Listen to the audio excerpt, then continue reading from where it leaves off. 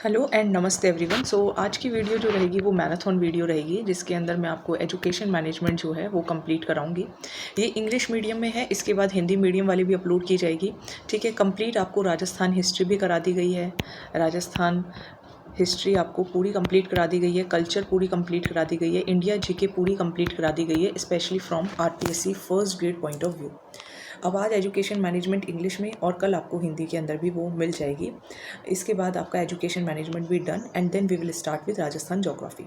चलिए तो स्टार्ट करते हैं एजुकेशन मैनेजमेंट। हो सकता है वीडियो थोड़ी सी लेंदी बनी, बट आज इसको कंप्लीट करेंगे। ये जो कुछ 3 पेजेस थे मैंने ऑलरेडी करा दिए थे, बट क्योंकि ये मैराथन वीडियो है तो मैं थोड़ा सा इसको दोबारा से आपको करा रही हूँ। एक सेकेंड आप रुकिए। चलिए तो अब हम थोड़ा सा दोबारा से रिवाइज करेंगे and then we will continue. So education management English medium वालों के लिए वीडियोस काफ़ी यूज़फुल रहेंगी। तो स्पेशली अगर आप कोई शॉर्ट नोट्स बनाना चाहें तो आप पेन कॉपी ले लें और साथ साथ में छोटे छोटे नोट्स आप बनाते रहें जो आपको लगता है, क्योंकि देखो पूरी वीडियो हो सकता है 1.5 घंटे की बने, 2 घंटे की बने, 2.5 घंटे की बने, मुझे नहीं पता कितनी देर की बनेगी। लेकिन जैसे जो भी आप साथ में अगर पेन पेंसिल लेकर बैठेंगे तो एक तो आपको उससे बोर्डम नहीं होगा, और दूसरा सभी जो पूरी वीडियो आपको दोबारा रिवाइज़ नहीं करनी पड़ेगी। आप बस वही मेन पॉइंट्स रिवाइज़ कर लेंगे तो आपका एजुकेशन मैनेजमेंट डन हो जाएगा और काफ़ी इंपॉर्टेंट पार्ट ही आपका पेपर के अंदर आएगा। देखिए, तो एजुकेशन मैनेजमेंट में एक तो आपको क्या क्या ध्यान रखना है कि 2 वर्ड्स हैं, एक तो एजुकेशन है और मैनेजमेंट है। ये मैंने पहले पढ़ा दिया था लेकिन मैं दोबारा रिवाइज करा रही हूँ। एजुकेशन वर्ड शिक्षा से आया है। शिक्षा का मतलब क्या होता है? टू लर्न और टीच इन रियल टर्म्स। ठीक है, और इससे ऑलराउंड डेवलपमेंट होती है। ठीक है, बेसिकली इसका जो वर्ड है वो एडुकेटम। एडुकेटम का मतलब होता है फ्रॉम इन टू आउट।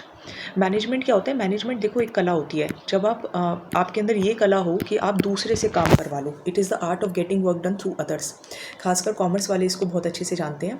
तो जैसे मान लीजिए मेरा कोई गोल है और वो मैंने किसी ना किसी तरीके से किसी दूसरे से अपना काम करवा लिया, चाहे प्यार से करवाया हो, गुस्से से करवाया हो, that is called management. So management का मतलब होता है जब कोई ऑर्गेनाइजेशन के अंदर सब मिलकर एफर्ट लगाते हैं और जो भी उनका गोल है, जो भी ऑब्जेक्टिव है, उसको अचीव करने की कोशिश करते हैं। So it is art as a well as science. ये किसने कहा था? पीटर ड्रकर ने कहा था। चलिए आगे चलते हैं। तो देखिए मैनेजमेंट के अंदर क्या क्या आ गया कि क्या प्लान है ना? What is the plan? क्या प्लान है, कैसे करना है, कौन करेगा इसको? तो ये सब जो डिसीजंस हैं वो, ये सब डिसीजंस जो हैं वो कौन ले रहा है? मैनेजमेंट लेगी and it is a collective effort. कैसा एफर्ट है? ये कलेक्टिव एफर्ट है। ठीक है, ये थोड़ा सा जो इसका फॉन्ट है वो छोटा रह गया है। चलिए अब आ जाते हैं एफ डब्ल्यू टेलर। तो देखो एफ डब्ल्यू टेलर ने क्या कहा है? एफ डब्ल्यू टेलर ये कहता है, ये फादर है साइंटिफिक मैनेजमेंट का। तो इसके अंदर देखो एफ डब्ल्यू टेलर जो है, he is the father of scientific management. He is the father of scientific management. ये बस इतना ही बड़ा हो पाएगा, चलिए कोई बात नहीं। तो F W Taylor is the father of scientific management. यानी कि आप देखो एफ से तो फादर तो भी एक्चुअली बहुत सारे आएंगे। आप देखो एजुकेशन मैनेजमेंट के भी आएंगे, मैनेजमेंट प्रिंसिपल्स के भी आएंगे। तो 3 है, एक साइंटिफिक मैनेजमेंट के फादर हैं, एक एजुकेशन मैनेजमेंट के हैं और एक प्रिंसिपल्स ऑफ मैनेजमेंट के हैं। तो एक्चुअली हेनरी फेयोल जो थे ना, उन्होंने 14 प्रिंसिपल्स ऑफ मैनेजमेंट दिए थे, जो कि आपको यहाँ पे नज़र आ रहे होंगे। तो हेनरी फेयोल को तो प्रिंसिपल्स ऑफ मैनेजमेंट का फादर कहा जाता है। अब देखो लुथर गुलिक, तो गुलिक का अपना गुल्लक से आप थोड़ा रिलेट करो। तो गुल्लक के अंदर हमारे जो फादर होते हैं वो हमें एजुकेशन के लिए कुछ कुछ पैसे इकट्ठे करते रहते हैं ना, ताकि जैसे हायर एजुकेशन होगी, सेकेंडरी एजुकेशन होगी, तो इस सब के लिए जो फादर होते हैं वो कुछ कुछ पैसे इकट्ठे करते हैं गुल्लक में। किस लिए? For education purpose. तो Luther Gulick is the father of education management. वहीं आप देखोगे साइंटिफिक मैनेजमेंट, तो जो टेलर होता है एफ डब्ल्यू टेलर, अब आप इसको याद रखो दर्जी से। तो टेलर जो होता है उसको बड़ी साइंस लगानी पड़ती है कि कितना कपड़ा कहाँ से कट करना है, वरना गड़बड़ हो जाएगी। So F W Taylor is the father of scientific management, Luther Gulick is the father of educational management and Henri Fayol is the father of management principles. तो ये इस अभी तक का जो रटने वाला पार्ट था वो ये था। फिर इसके बाद अभी मैंने आपको बताया कि एक आर्ट और साइंस वाला पॉइंट और आपको ध्यान रखना है। तो देखिए आर्ट और साइंस जो है वो किसने कहा है? पीटर ड्रकर ने। कैसे याद रखोगे कि डक के पास देखो कला होनी चाहिए कि किस तरीके से उसको सर्वाइव करना है ना। और कि आपने देखा होगा एक डक के पीछे सारी डक चल रही होती हैं, तो पूरा अपना वो आर्ट और साइंस यूज़ करती है। तो आर्ट एंड साइंस किसने कहा है? पीटर ड्रकर ने कहा है। आई होप समझ में आ रहा होगा। इसके बाद आ जाइए J B Sears. J B Sears क्या कहते हैं? Management is the attainment achievement of practical objectives in an informal manner. तो देखो JB सीयर मतलब क्या हो गया कि भाई ठीक है बस मतलब कि काम कर लो, बस ऐसे ही काम कर लो, इनफॉर्मल तरीके से काम कर लो, लेकिन बस जो ऑब्जेक्टिव्स हैं वो अचीव हो जाने चाहिए। ठीक है, अब आ जाइए हेनरी फियोल क्या कहते हैं। एजुकेशन मैनेजमेंट का मतलब है पहले से ही फोरकास्ट करना, प्लानिंग करना, फिर उसके बाद ऑर्गेनाइज करना चीज़ों को, डायरेक्ट करना, कोऑर्डिनेट करना, कंट्रोल करना। ठीक है, तो ये सब जो है किसने कहा है, हेनरी फियोल ने कहा है। जेडी मनी से तो नाम से याद हो जाएगा, the proper use of human resources to achieve specific objectives of any organisation. Proper देखो मनी का हमें प्रॉपर यूज़ करना चाहिए, तो जेडी मनी ये कहते हैं कि जो ह्यूमन रिसोर्सेज हैं उनका प्रॉपर यूज़ करो ताकि जो भी स्पेसिफिक ऑब्जेक्टिव्स हैं ऑर्गेनाइजेशन के वो अचीव हो जाए। तो जेडी मनी ने क्या कहा है, the proper use of human resources. I hope समझ में आ रहा होगा। फिर आ जाइए विलियम ल्यूक, यही पॉइंट्स हैं जो आपको ध्यान रखने हैं, है ना। तो आप एक डायरी ले लीजिए या जहाँ पर भी आप अपनी प्रैक्टिस कर रहे हैं वहाँ पे आप जो पॉइंट्स बस आपको इंपॉर्टेंट लगते हैं वो आप लिखते रहिए कि हाँ ये ऐसी चीज़ है जो कि थोड़ी याद करने लायक है। तो बस एजुकेशन मैनेजमेंट आपकी यही 2 या ढाई घंटे में कंप्लीट हो जाएगा और फिर आप उन्हीं नोट्स को 10 मिनट्स के अंदर 20 मिनट्स के अंदर रिवाइज कर पाएंगे। वरना आप देखो कितनी वीडियो देखते रहना, आपको ऐसे समझ नहीं आएगा। तो बाकी जो समझने की चीज़ है तो वो आप वीडियो दोबारा सुन सकते हैं, लेकिन जो रट्टे मारने वाली चीज़ें हैं वो आप कहीं पे नोट डाउन करते चलिए। विलियम ल्यूक क्या कहते हैं, management means any effective use of organisations human and physical resources. तो देखो मानो हमने क्या कहा है, मैनेजमेंट हमें क्या बोल रही है, सी लुक आपको ऑर्गेनाइजेशन के ह्यूमन और फिजिकल रिसोर्सेज का बहुत अच्छे से यूज़ करना है। प्रॉपर यूज़ जेडी मनी ने कहा है, इफेक्टिव यूज़ विलियम ल्यूक ने कहा है। तो लुक मैनेजमेंट से इज सेइंग कि William look you have to use effectively, ठीक है, ह्यूमन एंड फिजिकल रिसोर्सेज। चलिए अब यहाँ तक थोड़ा रट्टे मारने वाला था, अब ईजी है। मैनेजमेंट एक कंटिन्यूअस प्रोसेस है, निरंतर चलने वाली प्रक्रिया है। एक पर्पस के साथ मैनेजमेंट की जाती है, प्री प्लान्ड प्रोसेस होती है, यानी कि पहले से ही प्लानिंग की जाती है और प्रॉब्लम्स को मैनेजमेंट क्या करने की कोशिश करती है, सॉल्व करने की कोशिश करती है। मैनेजमेंट के अंदर सेंट्रलाइजेशन भी होता है और साथ में डिसेंट्रलाइजेशन भी चलता रहता है। मैनेजमेंट आर्ट भी है, मैनेजमेंट साइंस भी है, मैनेजमेंट टेंजिबल भी है और इंटेंजिबल भी है, मतलब दिखने वाली भी होती है मैनेजमेंट और नहीं दिखने वाली भी होती है। मैनेजमेंट एक सोशल प्रोसेस है ना। सोशल प्रोसेस कैसे, क्योंकि आपको इंसानों से काम कराना है, तो इंसानों से काम कराना है तो it is a social process.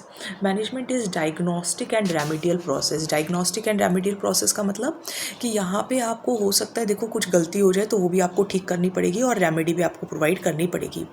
JD Hartley ने डिस्क्राइब किया है 3 कैरेक्टरिस्टिक्स। अब ये पॉइंट आप लिख सकते हैं। तो देखो JD हार्टले क्या कहते हैं, JD हार्टले ये कहते हैं कि 3 चीज़ें हैं, इनपुट, प्रोसेस, आउटपुट। किसने कहा है, JD हार्टले ने। तो देखो हमने देखा है कि हमारे हार्ट के अंदर कुछ कुछ इनपुट होता रहता है, फिर प्रोसेसिंग होती है, फिर आउटपुट होती रहती है ना।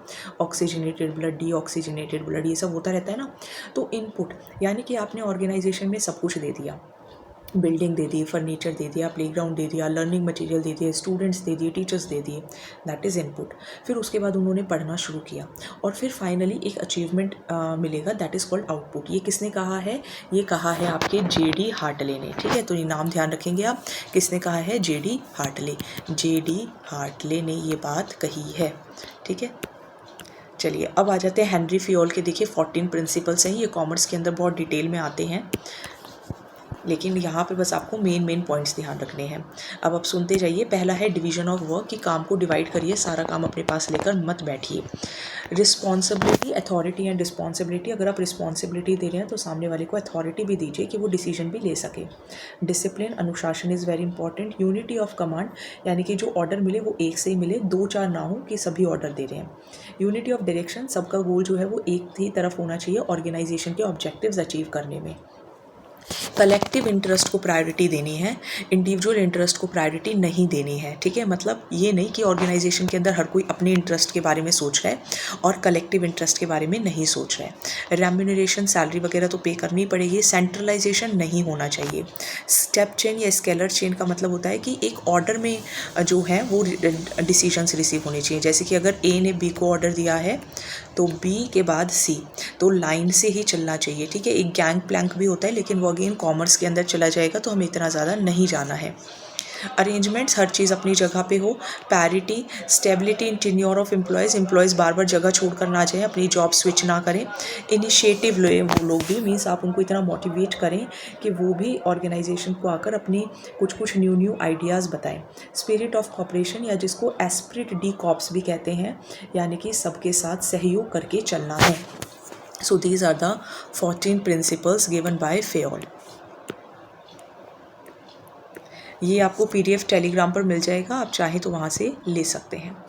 अब हेनरी फेयोल ने ही क्या दिया है, देखो हेनरी फेयोल के कुछ इंपॉर्टेंट वर्क्स भी हैं, जैसे कि planning, organisation, command, control, coordination. ये पूछा जाता है POCCC। तो देखो फेयोल जो था ना, तो उसने 14 प्रिंसिपल्स ऑफ मैनेजमेंट तो दे दिए, लेकिन वो चाहता था कि कुछ मतलब अच्छा, कुछ नया होना चाहिए। तो क्योंकि सब उसको पोक करते रहते थे, ठीक है। तो फेयोल ने 14 प्रिंसिपल्स दे दिए, लेकिन फिर भी सब उसको पोक कर रहे हैं। तो POCCC, तो आपको ऐसे बस याद रह जाएगा। अब यहाँ पे प्लानिंग, ऑर्गेनाइजिंग, और C का मतलब है कमांड, कंट्रोल, कोऑर्डिनेशन। ये MCQs में आते हैं। जैसे CCC में C का मतलब कुछ और दे देंगे, ठीक है, और जैसे कंटिन्यूटी दे देंगे, फिर बोलेंगे बताओ इसमें C क्या नहीं है। इस तरीके के क्वेश्चंस आते हैं। तो फेयोल को सबने पोक किया तो पोक दिया, और जो लुथिर गुलिक है उसने दिया पोस्ट कॉब, POSDCORB। अब देखो P का मतलब प्लानिंग, ऑर्गेनाइजिंग, स्टाफिंग यानी कि एम्प्लॉयज़ को अपॉइंट करना, डायरेक्टिंग उन्हें डायरेक्ट करना, फिर कोऑर्डिनेट करना, दिस इज़ नॉट कंट्रोलिंग, ये ध्यान रखेंगे, दिस इज़ कोऑर्डिनेटिंग, फिर रिपोर्टिंग, और फिर बजटिंग, ठीक है। तो ये थे आपके पोस्ट कॉप। चलिए आगे यही प्रिंसिपल्स हैं, division of work, purpose, individual, place, hierarchy, ये सब आपको ये वाला इतना ध्यान नहीं रखने की ज़रूरत है। अब आ जाते हैं हम, चलिए देखिए अब आ जाते हैं हम फंक्शंस ऑफ एजुकेशन मैनेजमेंट पे, यानी कि एजुकेशन मैनेजमेंट के क्या क्या फंक्शंस हैं। एजुकेशन मैनेजमेंट हम क्यों कर रहे हैं, या एजुकेशन मैनेजमेंट में हमें क्या क्या करने की ज़रूरत है। सबसे पहले तो प्लानिंग तो करोगे ना, कि कैसे आप एजुकेशन वगैरह को मैनेज करोगे, फिर आप चीज़ों को ऑर्गेनाइज़ करोगे, फिर आप जो एम्प्लॉयज़ आपको चाहिए आप उनकी स्टाफिंग करोगे, फिर डायरेक्शन प्रोवाइड करोगे, फिर उनको कोऑर्डिनेट करोगे, कोई प्रॉब्लम आ रही है तो कंट्रोल करोगे, किसी को मोटिवेशन की ज़रूरत है तो मोटिवेट करोगे, कम्युनिकेट करोगे, डिसीजंस लोगे, इनोवेशन होगी, ठीक है। So these are all. 2 resources होते हैं ऑर्गेनाइजेशन में, 2 types of resources, one is human resources, एक होते हैं आपके ह्यूमन रिसोर्सेज और एक होते हैं आपके फिजिकल रिसोर्सेज। ह्यूमन रिसोर्सेज का मतलब इंसान से related, parents, students, local people, and physical resources मतलब table, chair, benches, building, furniture, library, playground, ठीक है। So this is all physical resources. Objectives क्या हैं, तो एजुकेशन मैनेजमेंट में सबसे पहले तो आपको क्या करना चाहिए, कोऑर्डिनेट करना चाहिए। यू मस्ट कोऑर्डिनेट, है ना, आपको कोऑर्डिनेट करना चाहिए।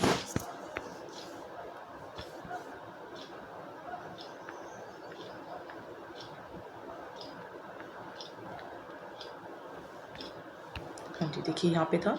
तो सबसे पहले क्या है, आप कोऑर्डिनेट करो फिजिकल रिसोर्सेज में और ह्यूमन रिसोर्सेज में, फिर आप उनको अपॉर्चुनिटीज़ प्रोवाइड करो ताकि टीचर्स का भी ग्रोथ हो सके, स्टूडेंट्स का भी हो सके। टाइम सही से यूज़ करना है ना, एजुकेशन के अंदर time is very important. Resources का सही से यूज़ करना है कि रिसोर्सेज अननेसेसरली वेस्ट ना हो। पर्सनल डेवलपमेंट ऑफ स्टूडेंट्स, देखो स्टूडेंट्स का सिर्फ हमें एक डेवलपमेंट नहीं करना, ऑल राउंड डेवलपमेंट करना है, चाहे उनका कॉग्निटिव हो, सोशल हो, इमोशनल हो, फिजिकल हो, मेंटल हो।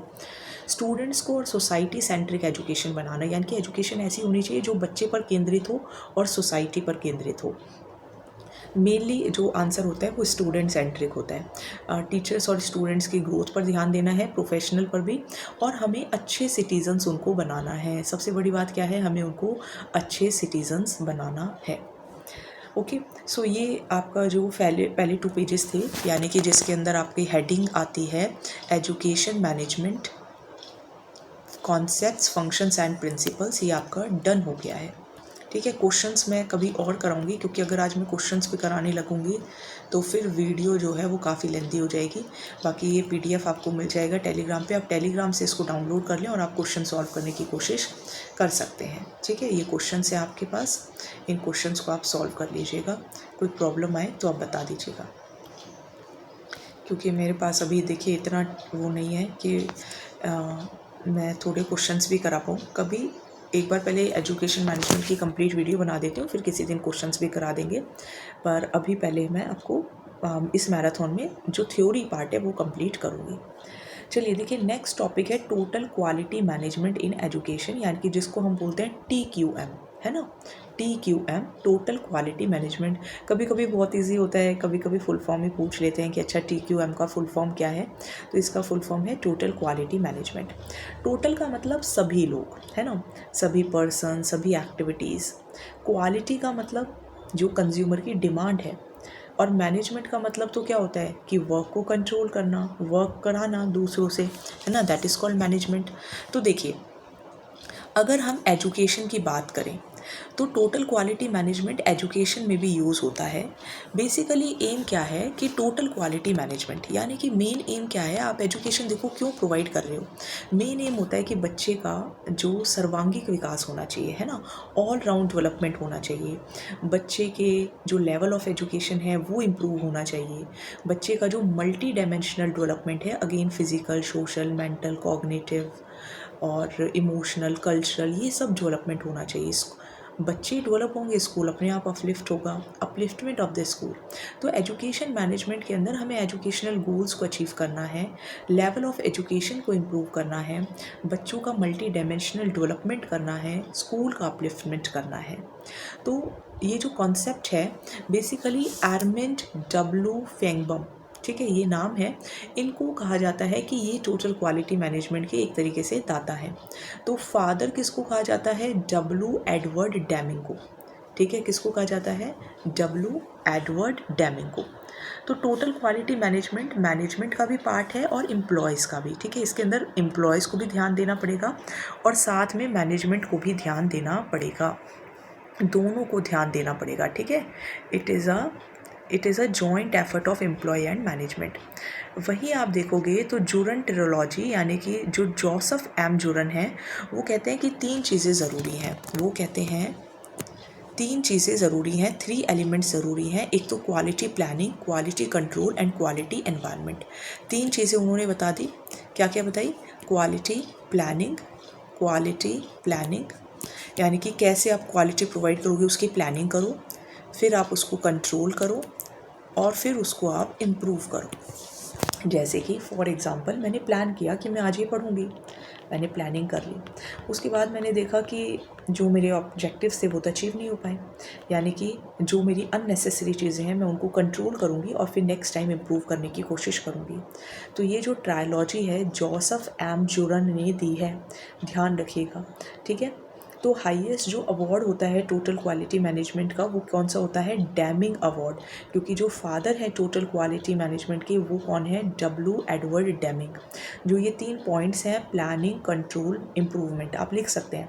प्लानिंग, कंट्रोल, इम्प्रूवमेंट के पॉइंट्स किसने दिए हैं? जोसेफ एम जुरन ने दिए हैं। जबकि जो हाईएस्ट अवार्ड है या जो फादर है टोटल क्वालिटी मैनेजमेंट के, वो कौन है? डब्ल्यू एडवर्ड डेमिंग, ठीक है।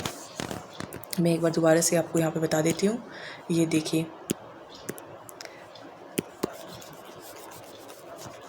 ये PDF आपको मिल जाएगा, ठीक है। मेरे नाम से जो है वो टेलीग्राम चैनल है, फ्री स्टडी बाय अनुराधा त्यागी। जिस नाम से यूट्यूब चैनल है, उसी नाम से टेलीग्राम चैनल है। आप टेलीग्राम चैनल पर जाइए, वहाँ पे आपको PDF मिल जाएगा, लिखा है पूरा एजुकेशन मैनेजमेंट PDF, आप डाउनलोड कर सकते हैं। तो देखिए, फादर कौन है? डब्ल्यू एडवर्ड जेनिंग, और जो जुरन ट्रायोलॉजी है वो जोसेफ एम जुरान ने दी है। प्लानिंग, कंट्रोल, ये सब इसके अंदर आता है। Highest award is Deming award. तो कंटिन्यूस इम्प्रूवमेंट करना है, कंसिस्टेंसी होनी चाहिए। अब ये नहीं होता ना, देखो क्वालिटी आपने एक बार प्रोवाइड कर दी, अगली बार नहीं प्रोवाइड करी, कंटिन्यूस होनी चाहिए, कोऑपरेटिव मैनर में आपको करना चाहिए। अच्छा, एक वर्ड आता है kaizen, there is a word kaizen. ये एक जापानीज़ वर्ड है, KAIZEN। This is a Japanese word. What does it mean? ये MCQs में बहुत पूछा जाता है, ठीक है। तो काइजन का मतलब होता है इम्प्रूवमेंट और change for betterment. Kaizen means improvement और चेंज फॉर बेटरमेंट। जैसे कि मान लीजिए मैं कोई काम करती हूँ और बस मैं जिस तरीके से मुझे आता है बस मैं उसी तरीके से करती रहती हूँ। गलत आ रहा है तो गलती कर रही हूँ, या जैसे नॉर्मल है, मतलब मैं उसके अंदर कोई सुधार नहीं कर रही हूँ। अगर सुधार, मुझे पता है कि मैं कुछ चीज़ें जो हैं अपने मन के अकॉर्डिंग तो मैं सेटिस्फाइड हूँ, लेकिन सामने वाला मुझे सजेस्ट करता है कि अगर आप इसको ऐसे करोगे तो और बेटर हो जाए। जैसे मान लो ये PDF ही है, अगर इस PDF का फ़ॉन्ट में थोड़ा सा और बड़ा कर देती तो शायद मुझे इसको बार बार ऐसे ऐसे नहीं करना पड़ता। सो अगर मैं इसको इम्प्रूव करूँ, बेटरमेंट के लिए चेंज करूँ, so I am using the concept kaizen. तो काइजन का मतलब होता है इम्प्रूवमेंट और चेंज फॉर बेटरमेंट। देन इसके मेन कंपोनेंट्स क्या है टोटल क्वालिटी मैनेजमेंट के? एक तो टीम वर्क, सबको मिलकर काम करना है, डिसिप्लिन बहुत ज़रूरी है, मोराले यानी कि मोटिवेशन बहुत ज़रूरी है, क्वालिटी सर्कल होना चाहिए, सजेशन फॉर इम्प्रूवमेंट। अब इसकी 4 कैटेगरीज हैं टोटल क्वालिटी मैनेजमेंट के, ये इसके कंपोनेंट्स थे, ठीक है। यहाँ पे थोड़ा सा ये छोटा लिखा है, मेन कंपोनेंट्स। इसके जो कंपोनेंट्स हैं वो ये 4 हैं, 5 हैं। टीम वर्क होना चाहिए, डिसिप्लिन होना चाहिए, improved morale, quality circle and suggestion for improvement. अब हम बात करते हैं 4 कैटेगरीज ऑफ क्वालिटी मैनेजमेंट। इसकी कैटेगरीज क्या क्या है? पहला, आपने प्लान कर लिया, फिर आपने कर दिया, डूइंग फेज। थर्ड, ये सेकंड पहले आएगा, ठीक है, डूइंग फेज। देन थर्ड, आपने ये जो PDF है ना, इसकी मैं कोशिश करूँगी फ़ॉन्ट आपको बड़ा करके टेलीग्राम पर अपलोड कर दूँ, लेकिन अभी आप यही वाला डाउनलोड करके पढ़ सकते हैं। थर्ड, फिर आप इंस्पेक्शन करेंगे, चेक करेंगे, and fourth you will act. So 4 phases हैं। आपने पहले प्लानिंग किया, फिर डूइंग फेज आएगा, ठीक है, एक्टिंग में कंफ्यूज मत हो जाना। Third, inspection and checking phase, and fourth is acting phase. So generally जो प्रिंसिपल्स हैं टोटल क्वालिटी मैनेजमेंट के, वो एजुकेशन में यूज़ किए जाते हैं ताकि जो टोटल क्वालिटी है वो क्या हो सके, इम्प्रूव हो सके। So generally the application of principles of total quality management in the field of education, the management done to achieve total quality management in education. अब देखिए जोसेफ सी फील्ड्स क्या कहते हैं 1994 में। He was committed to total quality management, commitment to self management and leadership, commitment to continuous improvement, commitment in believing in ones, अपनी खुद की काबिलियत पे भी विश्वास करना, टीम की काबिलियत पे विश्वास करना, क्वालिटी में विश्वास करना, और टीम की तरह मिलकर काम करना, ठीक है। तो ये किसने दी है? जोसेफ सी फील्ड्स ने। तो आप ऐसे याद रखो, इन्होंने फील्डिंग के लिए 6 पॉइंट्स बताए हैं। कमिटमेंट रहिए TQM के लिए, सेल्फ के लिए, इम्प्रूव के लिए, अपनी एबिलिटीज़ पे विश्वास करने के लिए, क्वालिटी के लिए, और वर्किंग एज अ टीम के लिए।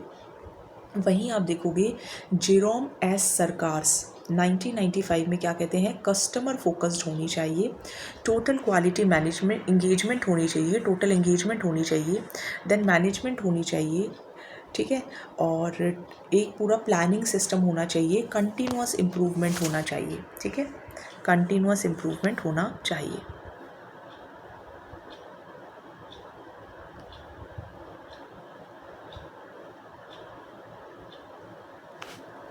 ठीक है, तो ये किसने दिए हैं? एक बार मैं दोबारा से आपको दिखा देती हूँ। देखो, टोटल क्वालिटी मैनेजमेंट में रटने वाला क्या क्या आया? एक तो फादर W एडवर्ड डेमिंग, और ट्रायोलॉजी किसने दी? प्लानिंग कंट्रोल इम्प्रूवमेंट वाली जुरन ने। फिर हाईएस्ट अवार्ड क्या है? डेमिंग अवार्ड है। काइजन यानी कि इम्प्रूवमेंट फॉर बेटरमेंट।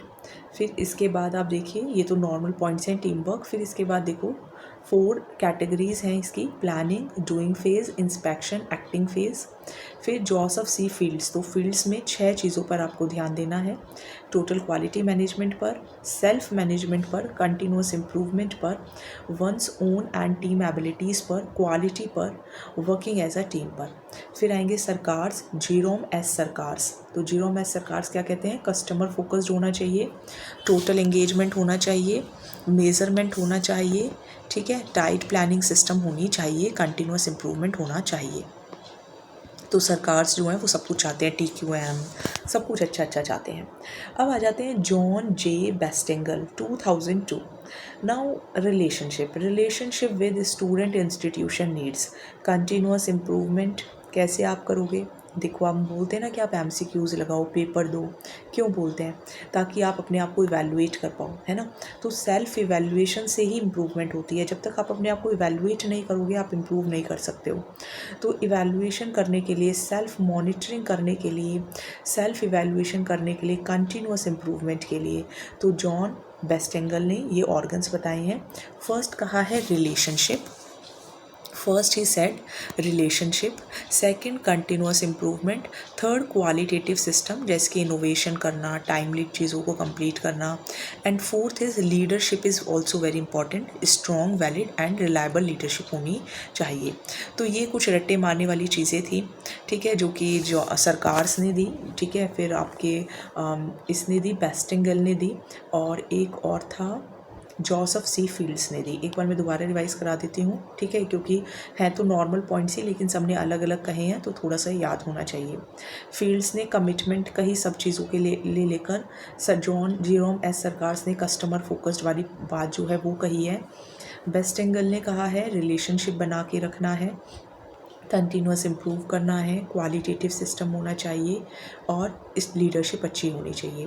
चैलेंजेस क्या हैं? एक तो पैसों की दिक्कत आती है तो फाइनेंशियल मैनेजमेंट करनी है, फिर क्वालिटी मैनेजमेंट करनी है, क्वालिटी की ज़रूरत है, बेसिक चीज़ें अवेलेबल नहीं है, क्वालिटी ऑफ स्टूडेंट्स में भी कमी हो रही है ना। अब देखो 5th क्लास का बच्चा भी प्लस करना नहीं आता।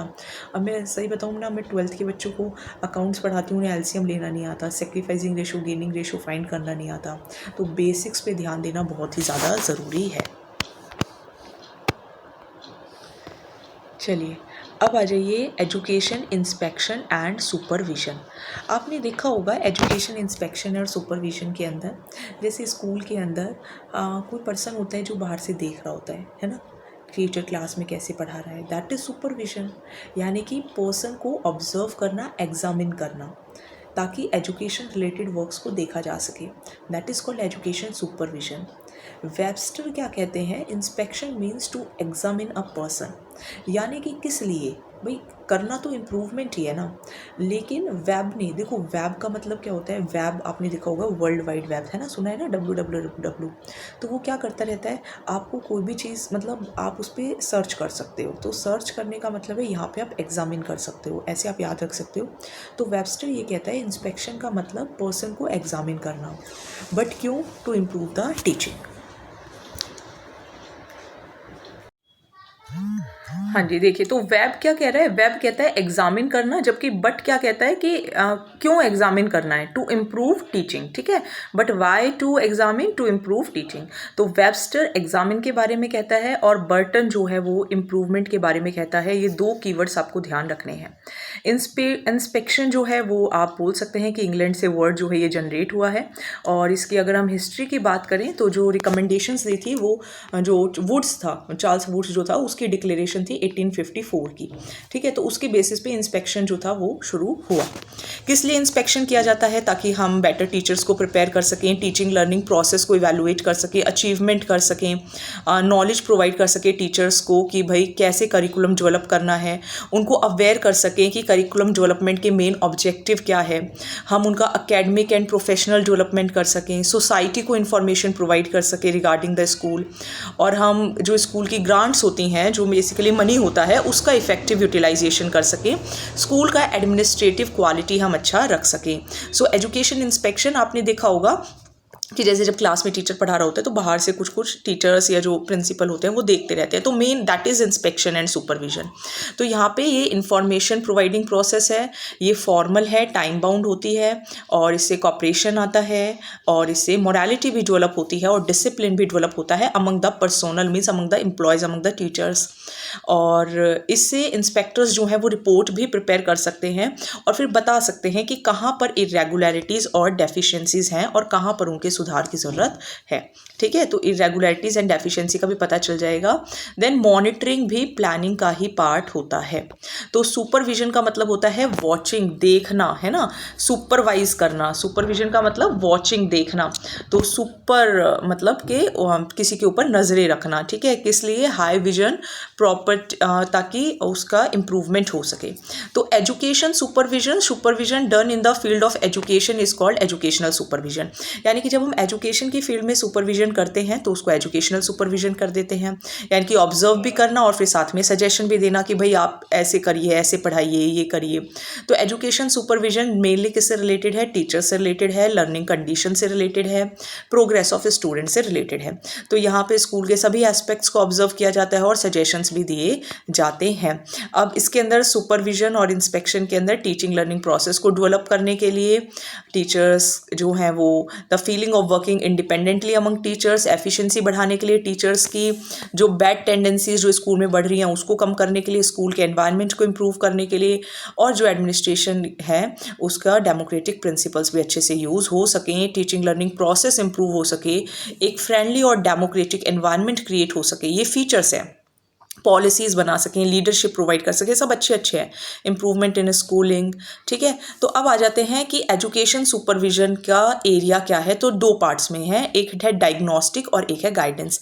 डायग्नोस्टिक का मतलब प्रॉब्लम फाइंड करना कि एक्चुअली में प्रॉब्लम कहाँ है, ठीक है। और गाइडेंस के अंदर फिर हम उसे लीडरशिप प्रोवाइड करेंगे और हम कोशिश करेंगे कि हम बेटर कर सकें, ठीक है। तो एक तो हो गया आपके पास डायग्नोस्टिक और दूसरा हो गया आपके पास गाइडेंस रोल, ठीक है। क्लियर है।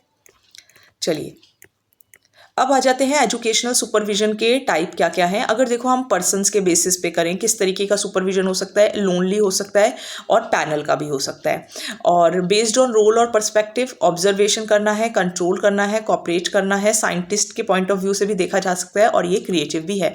इसके अंदर देखिए कुछ भी रटने वाला नहीं है, these are very basic points. Educational inspection और ऑब्जर्वेशन में डिफरेंस अगर हम देखना चाहें थोड़ा सा तो क्या हो सकता है। तो देखिए educational supervision, educational inspection, inspection means only have to find out the shortcomings. Inspection का मतलब कि आपको बस गलतियां बतानी है, इंस्पेक्ट करो कि क्या गलती हुई है। ऑब्जर्व जो होता है वो आप पूरे स्कूल के पूरे सिस्टम को ऑब्जर्व करते हो। एजुकेशनल इंस्पेक्शन में आपको नॉलेज पता करनी है और इन्फॉर्मेशन पता करनी है कि क्या डाटा है, क्या फैक्ट्स हैं। लेकिन ऑब्जर्वेशन में आप क्या करोगे, आपने सब कुछ पता कर लिया और फिर आप गाइडेंस भी प्रोवाइड करोगे, सजेशंस भी प्रोवाइड करोगे।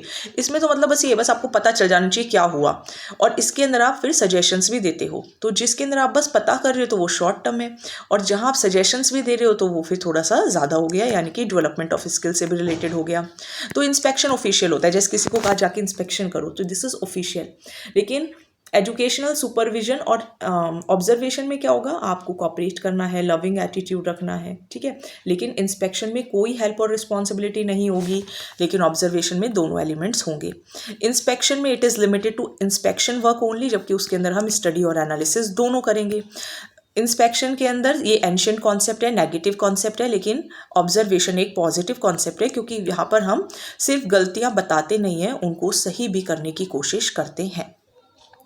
चलिए देखिए आप फिर नेक्स्ट देखेंगे। So next is institutional planning, ये हेडिंग है। Institutional planning means when planning is done to fulfil the objectives of an organisation by seeing the problems, by seeing that the problems can also be solve, then it is called institutional planning. यानी कि जब आप planning करते हो ताकि organisation के objectives achieve हो सकें और प्रॉब्लम्स को सॉल्व किया जा सके, यानी कि school plus plan, that is called institutional planning. अब आप देखेंगे जॉन मिलेट। जॉन मिलेट क्या कहते हैं, इंटेलिजेंट प्रिपरेशन करना फ्यूचर प्रोग्राम के लिए। जैसे अब आप प्लानिंग करते हो अपने पढ़ने की, अपने फ्यूचर के लिए तो करते हो ना, इंटेलिजेंटली अगर आप कर रहे हो सो ऑब्वियसली। सो जॉन मिलेट ये कहते हैं सही ढंग से करो, इंटेलिजेंट, तो मिलेट खाओ और इंटेलिजेंट बन जाओ, ठीक है, ऐसे आप याद रख सकते हो। तो जॉन मिलेट ने इंटेलिजेंट प्रिपरेशन की बात की है। प्रोफेसर मैसी क्या कहते हैं, organisation planning is the process by which a manager searches for alternatives for achieving his objectives using the available resources. यानी कि जो रिसोर्सेज ऑलरेडी अवेलेबल हैं उन रिसोर्सेज से आपको अपने ऑब्जेक्टिव्स अचीव करने हैं और ये सर्च करना है कि आपके पास कौन सा सबसे बेस्ट ऑल्टरनेटिव है। तो मैथ्स नहीं करना है ऑल्टरनेटिव्स का, है ना, मैसी से मैथ्स नहीं करना है ऑल्टरनेटिव्स को, सर्च करना है for the best alternative. Franklin ये कहते हैं institutional planning is a milestone in the journey of education reform. Education में बदलाव लाने के लिए जो माइलस्टोन साबित होगा वो फ्रैंकलिन, तो फेंकना नहीं है, माइल्स कवर करने हैं, है ना। तो ये ट्रिक हो गई, फ्रैंकलिन ने माइलस्टोन कीवर्ड आप ध्यान रखेंगे, मैसी में सर्च फॉर ऑल्टरनेटिव्स आप ध्यान रखेंगे और मिलेट में इंटेलिजेंट प्रिपरेशन आप ध्यान रखेंगे। अब ऑब्जेक्टिव्स क्या है इंस्टीट्यूशनल प्लानिंग के, क्यों इंस्टीट्यूशन को प्लानिंग करनी चाहिए, एजुकेशन सिस्टम को अपग्रेड करने के लिए, प्रॉपर यूज़ करने के लिए ह्यूमन और फिजिकल रिसोर्सेज का, सभी प्रॉब्लम्स को सॉल्व करने के लिए,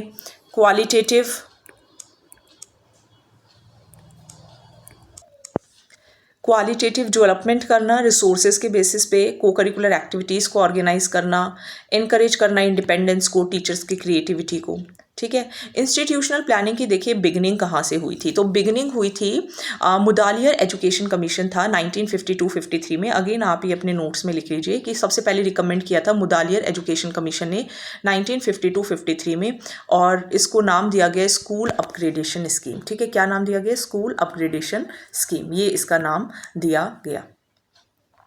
ठीक है, मुदालियर एजुकेशन कमीशन 1952-53 में इंस्टीट्यूशनल प्लानिंग सबसे पहले आया, रिकमेंड किया गया और फिर उसको स्कूल अपग्रेडेशन स्कीम कहा गया। तो इसका मेन एम क्या है? एजुकेशन प्लान्स को, the process of making the educational plan successful begins after the recommendations of Kothari education commission. यानी कि जब कोठारी एजुकेशन कमीशन के रिकमेंडेशंस दिए उसके बाद एजुकेशनल प्लान्स जो थे वो सक्सेसफुली बनने शुरू हुए। लेकिन सबसे पहले मुदालियर एजुकेशन कमीशन ने 1952-53 में, फिर उसका नाम क्या रखा गया? अपग्रेडेशन, स्कूल अपग्रेडेशन स्कीम, और कोठारी एजुकेशन कमीशन के बेसिस पे एजुकेशनल प्लान्स को और ज़्यादा सक्सेसफुल बनाया गया। ठीक है, राजस्थान के अंदर अगर हम देखें, the outline of the school plan was determined and published in August 1968। Date ध्यान रखेंगे कि इंस्टीट्यूशनल प्लानिंग राजस्थान में कब? अगस्त 1968 के अंदर। डेट ध्यान रखेंगे सभी, अगस्त 1968 लिख लीजिए आप ये साथ में, वरना आपको बार बार वीडियो देखनी पड़ेगी। आप लिख सकते हैं अगस्त 1968। आगे आ जाते हैं कि 1972-73 के अंदर स्कूल प्लानिंग जो थी वो कंपलसरी कर दी गई। ठीक है, 72-73 में कंपलसरी कर दी गई। शॉर्ट टर्म प्लानिंग भी होती है, लॉन्ग टर्म प्लानिंग भी होती है। शॉर्ट टर्म जब आप 1 साल के लिए करते हैं, लॉन्ग टर्म जब आप 1 साल से ज़्यादा करते हैं।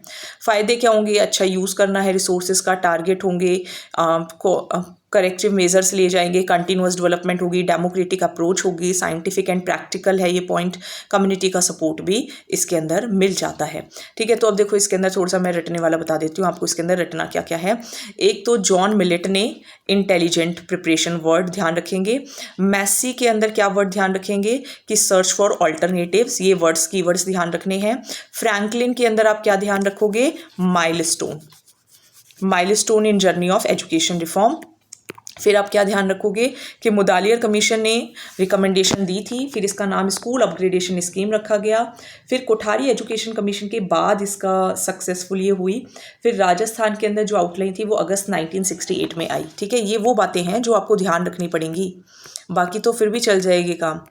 फिर 72-73 में स्कूल प्लानिंग को कंपलसरी कर दिया गया। ठीक है, तो 72-73 के बाद कंपलसरी हो गया ये। अब आ जाते हैं ड्राफ्ट इंस्टीट्यूशनल प्लान्स इन सेक्शंस। तो पहला सेक्शन, इसके अंदर क्या होता है? इंफॉर्मेशन होती है, जैसे कि स्कूल का नाम क्या है, स्कूल का स्टेटस, स्कूल के इनरोलमेंट इन्फॉर्मेशन। मतलब अगर इंस्टीट्यूशनल प्लान का ड्राफ्ट बनाएं तो उसके अंदर पहले सेक्शन में क्या होगी? इंफॉर्मेशन होगी, जो कि स्कूल का जनरल इंट्रोडक्शन देगा। दूसरा क्या होगा? सेकेंड सेक्शन, इसके अंदर डिटेल्स होंगी of the achievements of the last year, कि लास्ट ईयर क्या क्या अचीव किया। तो पहले में क्या होगा? अगर आप प्लान बना रहे हैं, इंस्टीट्यूशनल प्लान बना रहे हैं, तो पहले में स्कूल का इंट्रोडक्शन होगा, स्कूल का नाम, स्टेटस, एनरोलमेंट, यानी कि स्कूल की इंफॉर्मेशन होगी। दूसरे में क्या क्या अचीवमेंट्स हो गई हैं लास्ट ईयर की, वो हो गया। थर्ड सेक्शन में प्रोग्राम वाइज प्लान होगा। थर्ड सेक्शन में क्या होगा? प्रोग्राम वाइज प्लान होगा। तो इंस्टीट्यूशनल प्लान का ड्राफ्ट सेक्शंस में बनेगा। पहले में इंफॉर्मेशन होगा जो कि स्कूल की जनरल इंफॉर्मेशन प्रोवाइड करेगा। सेकंड सेक्शन में अचीवमेंट्स बताई जाएंगी लास्ट ईयर की, और थर्ड सेक्शन में प्रोग्राम वाइज प्लान होगा करंट सेशन का। Areas of institutional planning, education sector पर भी ध्यान देना है, कोएड पर भी, फिजिकल यानी कि बच्चों के खेल कूद पर भी, मिसलेनियस पर भी, एजुकेशनल फील्ड पर भी, टीचर की जो डेली डायरी होती है, टीचिंग जो मटेरियल होता है, होमवर्क है, डायग्नोस्टिक लर्निंग है कि अगर कोई लर्न नहीं कर पा रहे तो फिर क्या किया जा रहा है, करिकुलम कैसे डिवाइड करना है, रेमेडियल टीचिंग कैसे है, तो ये सब ड्राफ्ट में लिखा जाएगा। ठीक है, और क्या लिखा जाएगा? सब्जेक्ट कमिटी, एनरोलमेंट ग्रोथ कितनी हुई है, स्पेलिंग करेक्शन, तो ये सब होगा। को स्कॉलेस्टिक एरियाज़ के अंदर जैसे कि यूनिफॉर्म हो गया, स्काउट्स एंड गाइड्स हो गए, प्रेयर मीटिंग हो गई, सो ये होते हैं को स्कॉलेस्टिक एरियाज़। कल्चरल एक्टिविटीज़ के अंदर योगा वगैरह हो गया। ठीक है, और SVDPW का फुल फॉर्म मुझे एक बार देखना पड़ेगा, मुझे याद नहीं है।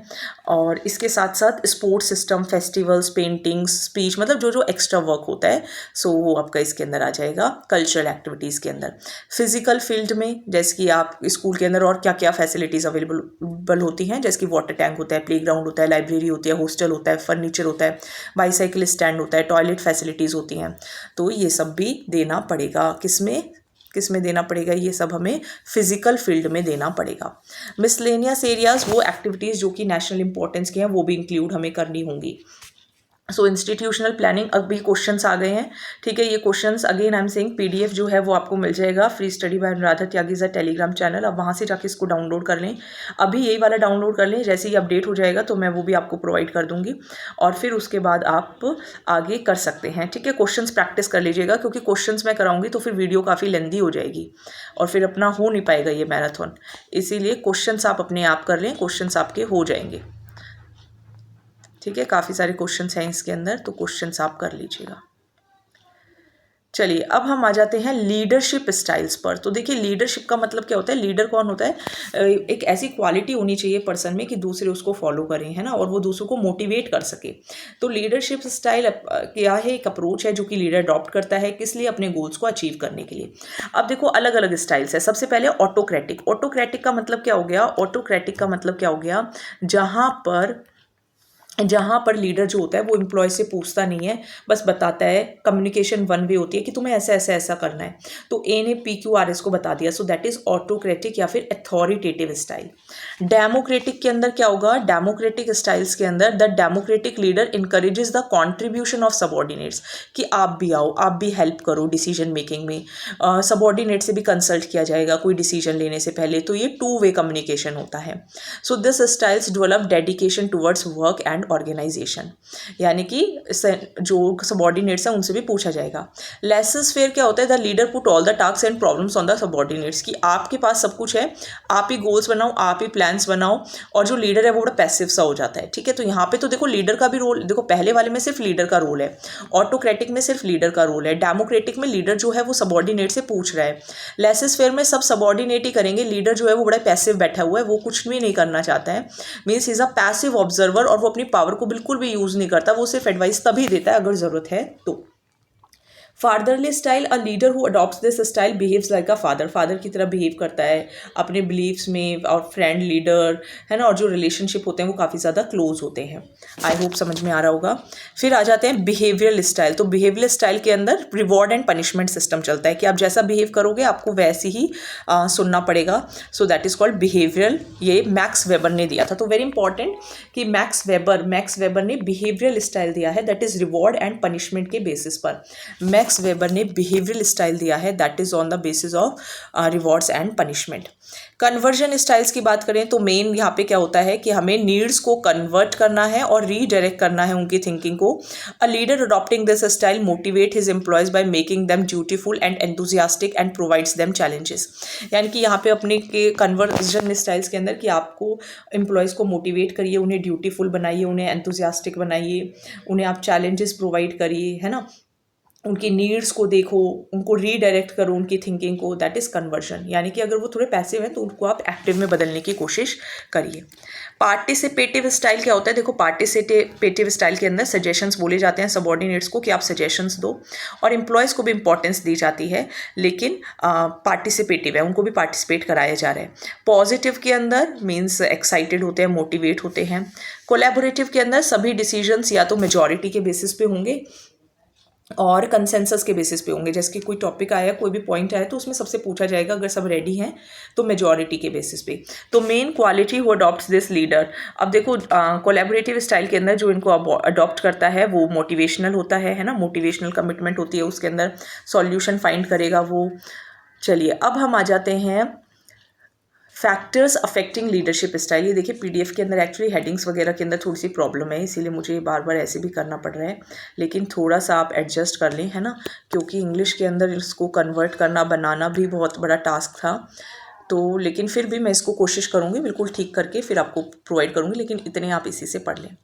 लीडरशिप स्टाइल को कौन कौन से फैक्टर्स अफेक्ट करते हैं, एक तो लीडर की पर्सनालिटी कैसी है, फिर वर्क का नेचर कैसा है, कितने पर्सनालिटी ऑफ ग्रुप मेंबर्स जो जिनसे काम कराने हैं उनकी पर्सनालिटी कैसी है, एनवायरनमेंट कैसा है। तो ये हो गया आपका लीडरशिप स्टाइल। इसके बाद इसके अंदर क्वेश्चंस हैं, आप क्वेश्चंस लगाइए, ठीक है, इसके अंदर अराउंड क्वेश्चंस हैं 8, 9, 10, आप वो क्वेश्चंस करिए। RSCERT मैंने आपको पढ़ा दिया था, है ना, आप चैनल पर जाके देखेंगे तो वो वीडियो मैं इसके अंदर मर्ज ही कर दूंगी, RSCERT वाली भी, ठीक है, वो आप उसी में देख लेना। RSCERT मैंने पूरा आपको करा दिया था, ठीक है, RSCERT पूरा हो गया था एक बार। चलो फिर भी मैं फटाफट रिवाइज़ करा देती हूँ आपको, है ना, एक बार रिवाइज़ करा देती हूँ, वरना फिर वो इसके अंदर ही मुझे मर्ज करना पड़ेगा। तो मैं एक बार आपको फटाफट से रिवाइज़ करा देती हूँ, है ना, RSCRT, चलो रिवाइज़ ही करा देती हूँ। देखो जल्दी से सुनेंगे सभी। RSCRT जैसे NCERT होता है ऐसे RSCRT होता है, that is Rajasthan state council of educational research and training. ये इसका फुल फॉर्म है। सेंटर पे NCERT होता है और स्टेट पे RSCRT होता है। इसका इस्टेब्लिशमेंट, ये स्टेट की हाईएस्ट एजुकेशन इंस्टीट्यूशन है। कब इस्टेब्लिश हुआ था ये? तो ये इस्टेब्लिश हुआ था 11 नवंबर 1978 को। 11 नवंबर 1978 RSCERT कहाँ पर है? ये उदयपुर है। किसकी कमेटी, किसकी रिकमेंडेशन पे? RC मेहरोत्रा, ये नाम ध्यान रखिएगा, RC Mehrotra, cabinet recommendation of RC Mehrotra, ठीक है। फिर इसका नाम जो था पहले SIERT था, पहले इसका नाम जो था वो SIERT था। फिर इसका नाम RSCERT कब किया गया? 14 अगस्त 2018 में। यानी कि 1978 से 2018 तक ये SIERT ही था, लेकिन फिर इसका नाम 14 अगस्त 2018 को RSCERT रखा गया। पहले एजुकेशन ऑटोनॉमस इंस्टीट्यूशन था, लेकिन फिर बाद में इसको जनवरी 2002 में इसको क्या कर दिया गया? स्टेट इंस्टीट्यूशन का दर्जा दिया गया। और इसकी जो नोडल एजेंसी है वो कौन है? Directorate of elementary education. Map होता है, मैप के पास डक होती है और इसका मोटो है wake up friends like mind, wake up friends of like mind, ठीक है। ऑब्जेक्टिव्स क्या है RSCERT के? देखो मेन जो NCERT है वो भी है, बुक्स वगैरह प्रोवाइड करती है, तो इसका भी मेन एम यही है कि स्कूल एजुकेशन में क्वालिटी इंप्रूवमेंट हो, एजुकेशनल चैलेंजेस के सॉल्यूशंस फाइंड कर सकें। इसके ऑर्गेनाइजेशन स्ट्रक्चर देखिए, RSCERT R से स्टार्ट हो रहे हैं ना, तो पहले RAS होगा, RAS डायरेक्टर होगा। अच्छा, RAS डायरेक्टर हो गया, स्टेट गवर्नमेंट ये अपॉइंट करेगी। फिर RAS के बाद ये तो डायरेक्टर हो गए, तो फिर इसके नीचे एडिशनल डायरेक्टर भी आएंगे जो कि RES, जिसकी आप तैयारी कर रहे हैं first grade Rajasthan education service. इसकी बहुत बड़ी ऊंची तक पोस्ट अगर आप पहुंचेंगे तो आप एडिशनल डायरेक्टर तक भी पहुंच सकते हैं। अच्छा, डायरेक्टर हो गया, एडिशनल डायरेक्टर हो गया, फिर उसके बाद होंगे प्रोफेसर जॉइंट डायरेक्टर के बराबर, फिर प्रोफेसर होंगे डिप्यूटी डायरेक्टर के बराबर, फिर प्रोफेसर सेकंड होंगे डिस्ट्रिक्ट एजुकेशन ऑफिसर के बराबर, और फिर असिस्टेंट प्रोफेसर होंगे प्रिंसिपल के बराबर, ठीक है। तो इसको आप एज इट इज़ लिख के रट्टे मार लें। देखो पहले तो डायरेक्टर स्टेट गवर्नमेंट के according, additional director Rajasthan education service का, यानी कि आप इस पोस्ट तक पहुंच सकते हैं। फिर देखो प्रोफेसर जो होंगे, देखो ये डायरेक्टर हो गए, एडिशनल डायरेक्टर हो गए, फिर जॉइंट डायरेक्टर के बराबर कौन है? प्रोफेसर, तो ये जॉइंट डायरेक्टर के बराबर हो गया, ठीक है। तो इसके बाद प्रोफेसर कौन होगा? फर्स्ट डिप्यूटी डायरेक्टर के बराबर, पहले जॉइंट डायरेक्टर हो गया, फिर डिप्यूटी डायरेक्टर हो गया। फिर आ जाओ professor second district educational officer DEO के बराबर होगा। फिर होगा असिस्टेंट प्रोफेसर जो कि प्रिंसिपल के बराबर होगा। एक दो बार लिखो, इसको लिख कर याद हो जाएगा, ऐसे याद नहीं होगा, लिखोगे तो याद हो जाएगा। फिर लास्ट में एक और असिस्टेंट प्रोफेसर लेक्चरर के बराबर, ठीक है, ये आपको लिखना पड़ेगा। अब इसके अंदर देखो काउंसिल्स, एक तो है गवर्निंग काउंसिल जिसके चेयरमैन एजुकेशन मिनिस्टर होते हैं, और एक है एग्जीक्यूटिव काउंसिल जिसके स्पीकर होते हैं, that is the secretary of education. ध्यान रखिएगा, लिख लो इसको। RSCERT के 6 डिपार्टमेंट्स हैं।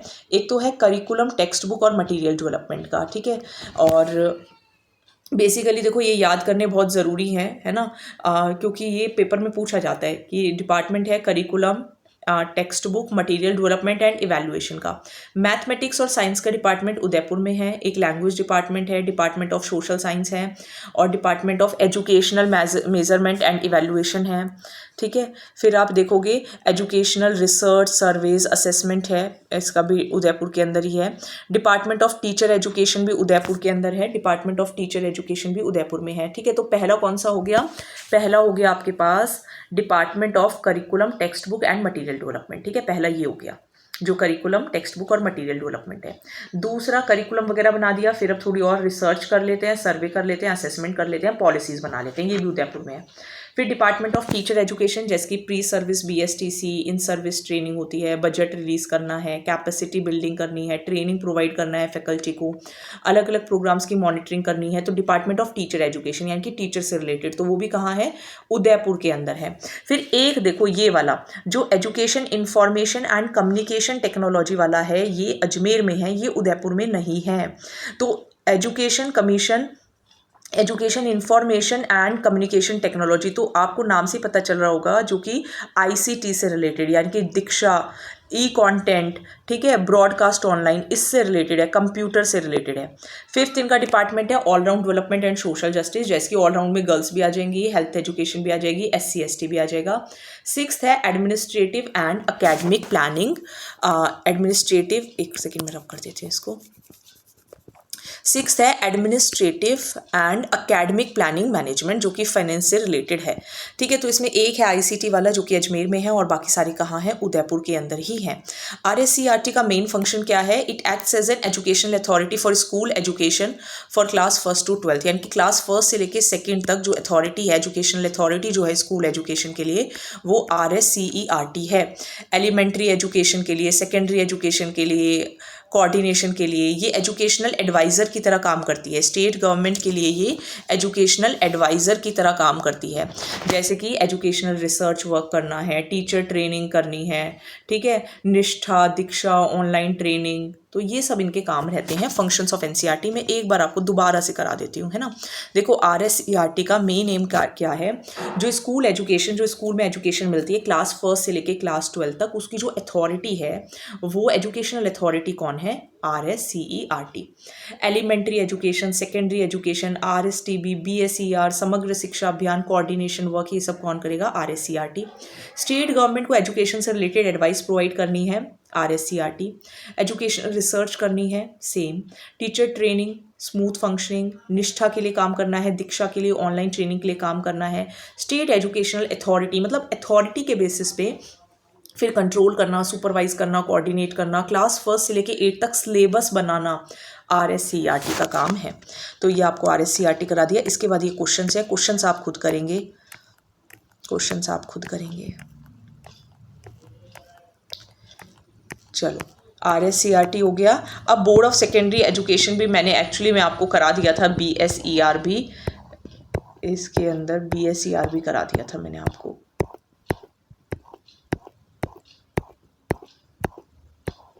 और IASE भी मैंने आपको करा दिया था, वो इसी वीडियो के साथ में मर्ज कर दूंगी, BSER और IASE।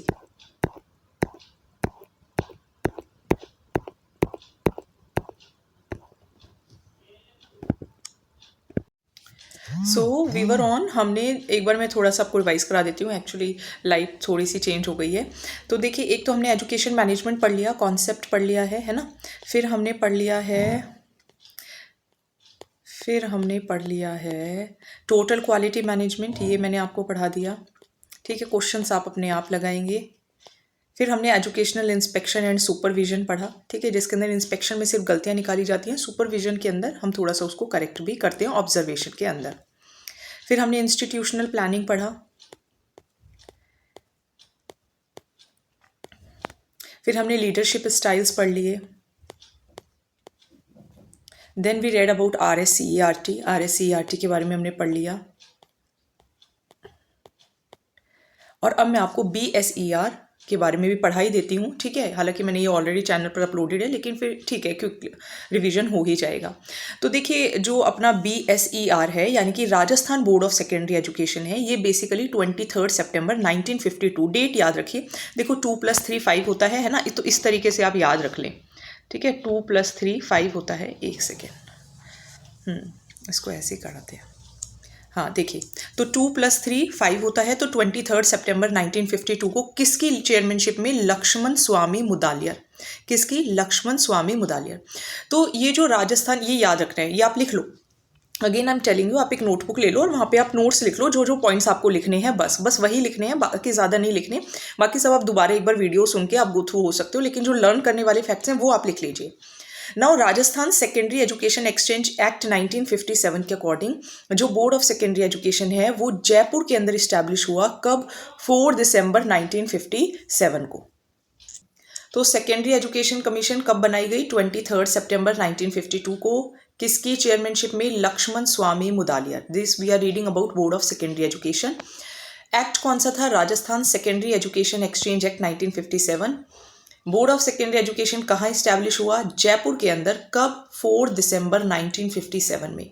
तो 52 में कमीशन गठित की गई और फिर एक्ट आया 1957 में, और फिर 4 दिसंबर को जयपुर के अंदर ये बन गया। आई होप समझ में आ गया होगा। चलिए अब हम देखें on the recommendation of P Satyanarayan committee. आप देखेंगे तो ये जो पी सत्यनारायण जो कमेटी है, इसके बाद तो ये सत्य है कि पहले जयपुर में था और फिर अजमेर में शिफ्ट हो गया। तो पी सत्यनारायण राव कमेटी थी जिन्होंने कहा कि इसको अजमेर शिफ्ट कर देते हैं, और फिर फाइनली जनवरी 1 1961 को, लाइट की बहुत प्रॉब्लम हो गई, तो जनवरी 1 1961 को इसको कहाँ शिफ्ट कर दिया गया, अजमेर में शिफ्ट कर दिया गया। और उसके बाद से 1973 से ये वहीं से काम कर रहा है एज एन ऑटोनॉमस ऑर्गेनाइजेशन।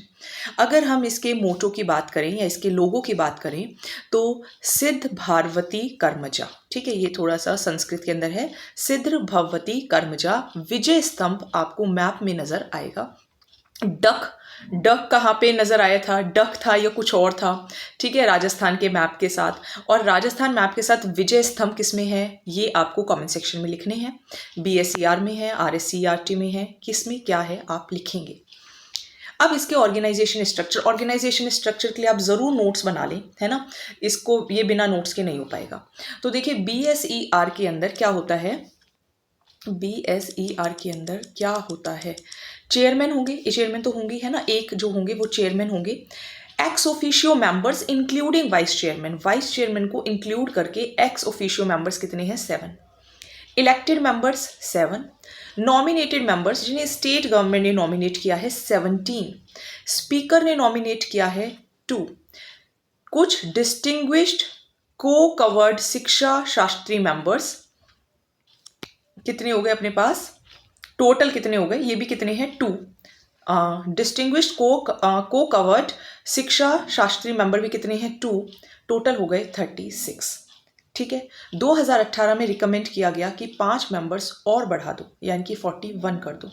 मैंने बोर्ड ऑफ सेकेंडरी एजुकेशन की, आप प्लेलिस्ट में जाइए, इसी प्लेलिस्ट में बीएसईआर की मैंने आपको पूरी वो दिखाई है, जो उनकी ऑफिशियल वेबसाइट है, एक बार आप वहाँ पर जाकर देख लीजिए कितने लिखे हुए हैं, आपको थोड़ा सा नॉलेज और मिल जाएगा, ठीक है, एक बार आप वो वीडियो ज़रूर देखें।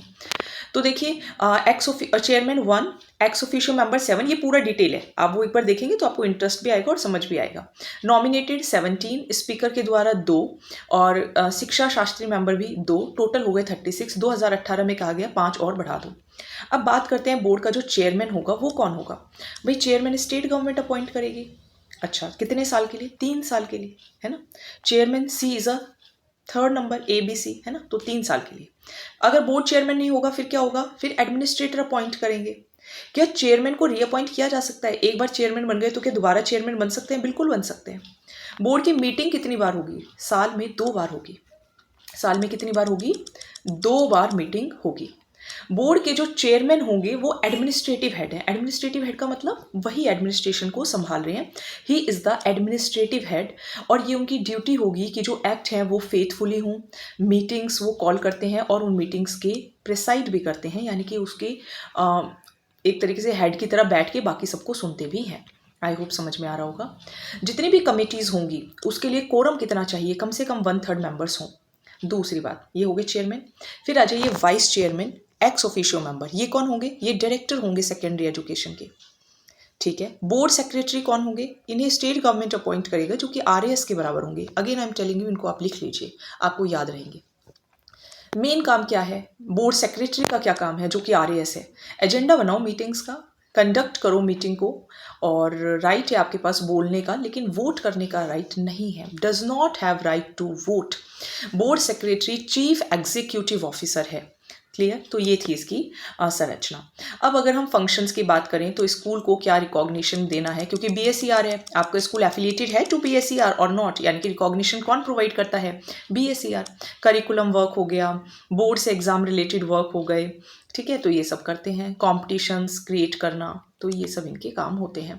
टीचर्स के लिए भी कॉम्पिटिशन्स कराते हैं, letter reading, teacher skill development.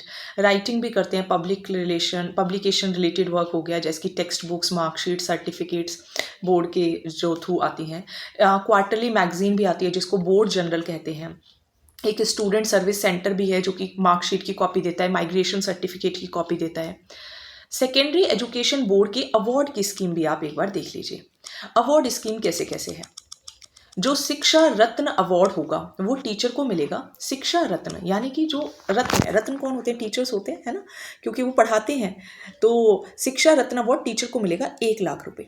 कला रत्न बच्चों के लिए है 51,000 रुपये। खेल रत्न भी बच्चों के लिए है 51,000 रुपये। ठीक है, ये आप ध्यान रखेंगे। जो आपको पॉइंट्स लगते हैं कि ये भाई मुझे थोड़े से लिखने चाहिए, आप ज़रूर इनको लिखें। चलिए, एक इनकी single daughter and twin daughter economic scheme भी चल रही है, और ये state science talent search examination भी कराते हैं 10th का। जो रीट का और जो आर्टेट का जो कॉम्पिटिटिव एग्जाम होता है वो भी यही कराते हैं।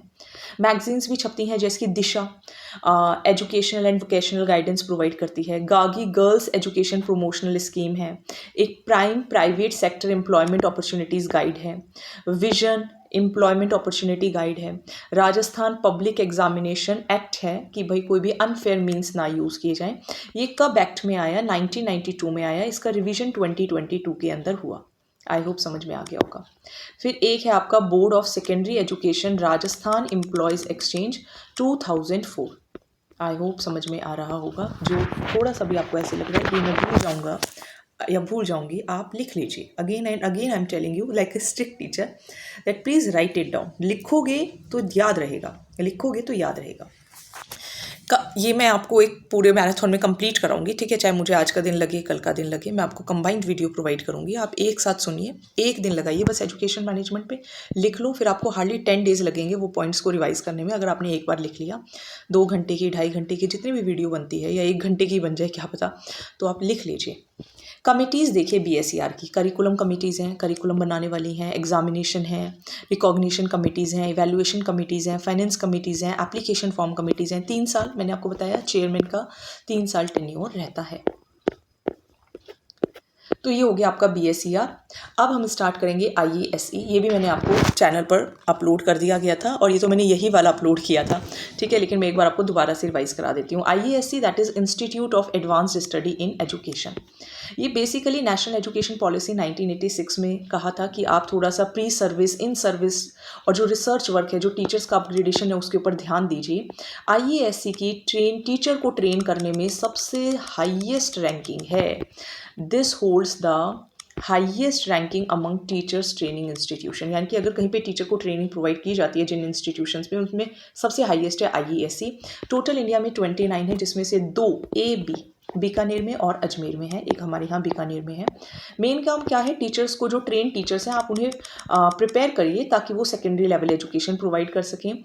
इन सर्विस ट्रेनिंग प्रोग्राम दीजिए, यानी कि जब वो काम पढ़ा रहे हैं तब भी आप उनको अवेयर कराइए इनोवेशंस के बारे में। रिसर्च आप उनसे करवाइए, रिसर्च कंडक्ट करिए, स्किल्ड बनाइए उन्हें, ट्रेनिंग प्रोवाइड करिए IT के अंदर, कंस्ट्रक्शन मटेरियल वो डेवलप कर सकें, ठीक है, और टीचर एजुकेशन पर ध्यान दे सकें, कम्युनिटी वर्क कर सकें, गाइडेंस प्रोग्राम्स आप इस्टेब्लिश करिए, ऑन साइट सपोर्ट प्रोवाइड करिए वर्किंग टीचर्स को।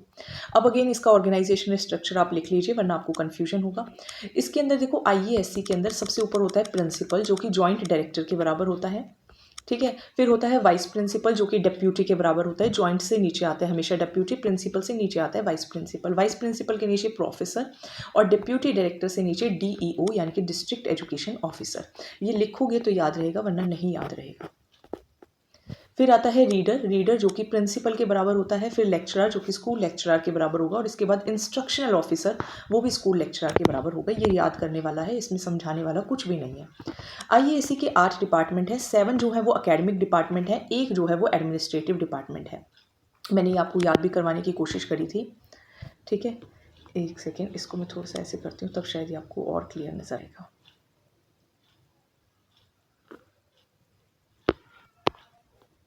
हाँ,